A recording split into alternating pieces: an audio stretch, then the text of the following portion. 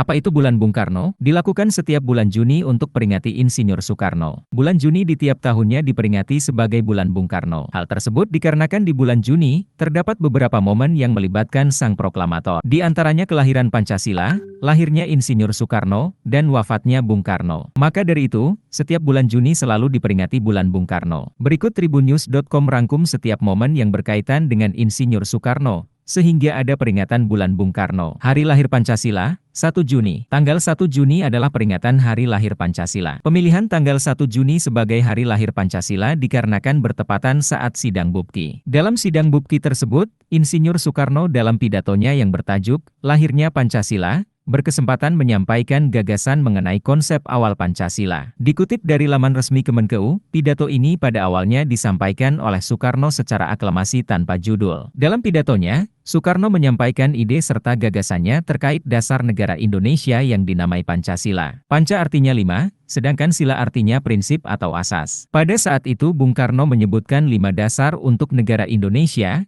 yakni sila pertama, kebangsaan, sila kedua, internasionalisme atau perikemanusiaan, sila ketiga, demokrasi, sila keempat, keadilan sosial, dan sila kelima, ketuhanan yang Maha Esa. Untuk menyempurnakan rumusan Pancasila dan membuat undang-undang dasar yang berlandaskan kelima asas tersebut, maka Bupki membentuk sebuah panitia yang disebut sebagai Panitia 9. Setelah melalui beberapa proses persidangan, Pancasila akhirnya dapat disahkan pada sidang PPKI tanggal 18 Agustus 1945.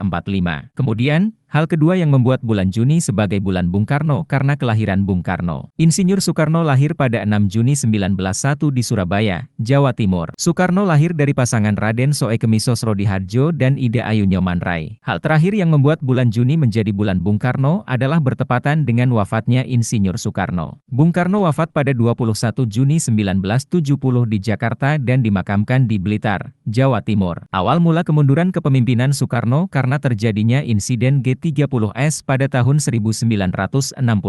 Akibat G30S kondisi Indonesia tidak stabil yang mengharuskan Soekarno bertindak mengeluarkan surat perintah 11 Maret, Super Semar. Dari surat inilah kemudian mandat kepemimpinan berpindah ke Soeharto. Secara resmi, Soeharto menjadi Presiden Indonesia pada tahun 1967.